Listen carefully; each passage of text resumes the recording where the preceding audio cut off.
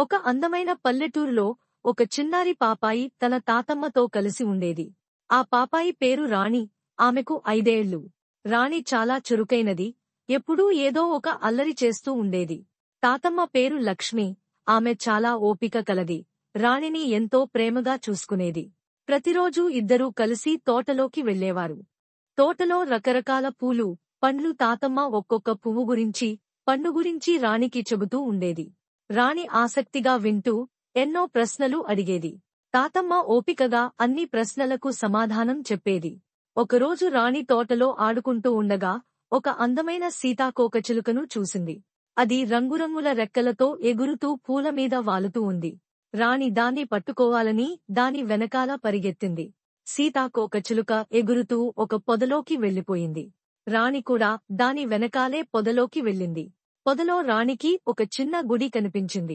ఆ గుడి చాలా పాతగా, శిథిలావస్థలో ఉంది. రాణి భయపడుతూ లోపలికి తొంగి చూసింది. అక్కడ ఒక పెద్ద బూడిద రంగు పాము కనిపించింది. అది నిశ్శబ్దంగా ఒక మూలన పడుకుని ఉంది. రాణి భయంతో గట్టిగా కేక వేసింది. రాణి కేక విన్న తాతమ్మ వెంటనే పరిగెత్తుకుంటూ వచ్చింది. రాణిని చూసి ఆమె గుండె ఆగిపోయినంత పనైంది. రాణి వణుకుతూ పాము గురించి చెప్పింది. తాతమ్మ ధైర్యం తెచ్చుకుని రాణిని దగ్గరకు తీసుకుంది. భయపడకు రాణి, మనం ఇప్పుడే ఇంటికి వెళ్దాం అంటూ తాతమ్మ రాణి చేయి పట్టుకుని ఇంటివైపు నడిచింది. ఇంటికి వచ్చాక తాతమ్మ రాణికి గోరువెచ్చని పాలు ఇచ్చింది. రాణి నెమ్మదిగా భయాన్ని మరిచిపోయింది. ఆ రోజు తాతమ్మ రాణికి ఎన్నో మంచి విషయాలు చెప్పింది. అపరిచిత ప్రదేశాలకు ఒంటరిగా వెళ్లకూడదని, ప్రమాదకరమైన వాటికి దూరంగా ఉండాలని చెప్పింది. ఒకసారి ఊర్లో పెద్ద పండుగ జరిగింది. ఊరంతా రంగురంగుల విద్యుద్దీపాలతో అలంకరించారు. ఊరంతా సందడిగా ఉంది. రాణి తన తాతమ్మతో కలిసి పండుగ చూడటానికి వెళ్ళింది. అక్కడ ఎంతోమంది జనం ఉన్నారు. జాతరలో రాణికి ఒక బెలూన్ల దుకాణం కనిపించింది. అక్కడ రకరకాల రంగుల్లో, ఆకారాల్లో బెలూన్లు ఉన్నాయి. రాణికి ఒక ఎరుపు రంగు బెలూన్ కావాలనిపించింది. ఆమె తాతమ్మను అడిగింది. తాతమ్మ వెంటనే ఒక పెద్ద ఎరుపు రంగు బెలూన్ కొనిచ్చింది. రాణి ఆ బెలూన్ను పట్టుకుని ఎంతో మురిసిపోయింది. జాతరలో తిరుగుతుండగా అనుకోకుండా రాణి తాతమ్మ చేయి వదిలేసింది. జనాల రద్దీలో ఆమె తాతమ్మకు దూరంగా వెళ్లిపోయింది.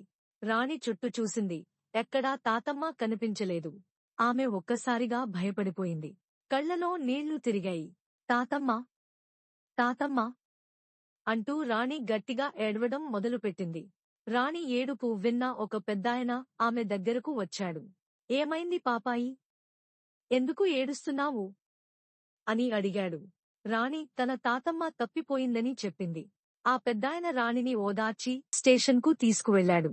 అక్కడ పోలీసులు రాణి వివరాలు అడిగి తెలుసుకున్నారు. వెంటనే ఊరంతా సమాచారం అందించారు. కొంతసేపటికి రాణి తాతమ్మ పోలీస్ స్టేషన్కు వచ్చింది. రాణిని చూడగానే ఆమె కన్నీళ్లు పెట్టుకుంది. పరిగెత్తుకుంటూ వచ్చి రాణిని గట్టిగా హత్తుకుంది. రాణి కూడా తాతమ్మను గట్టిగా పట్టుకుని ఏడ్చింది. ఇకపై ఎప్పుడూ నా చేయి వదలకూడదు రాణి అని తాతమ్మ ప్రేమగా మందలించింది. లేదు తాతమ్మ, ఇక ఎప్పుడూ వదలనా అని రాణి అంది. ఆ రోజు నుండి రాణి ఎప్పుడూ తన తాతమ్మను విడిచి ఉండేది కాదు. తాతమ్మ కూడా రాణిని మరింత జాగ్రత్తగా చూసుకునేది. వారిద్దరి ప్రేమ అనుబంధం ఎప్పటికీ విడదీయలేనిదిగా మారింది. చిన్న పిల్లలు తమ తాతమ్మ, అమ్మమ్మల ప్రేమను ఎప్పటికీ మర్చిపోలేరు. వారు తమ జీవితంలో వెలుగు నింపే దివ్వెలు. వారి అనుభవాలు, వారి మాటలు పిల్లలకు మంచి మార్గదర్శకాలుగా ఉంటాయి. తాతమ్మ, అమ్మమ్మల ప్రేమ ఒక అపురూపమైన వరం.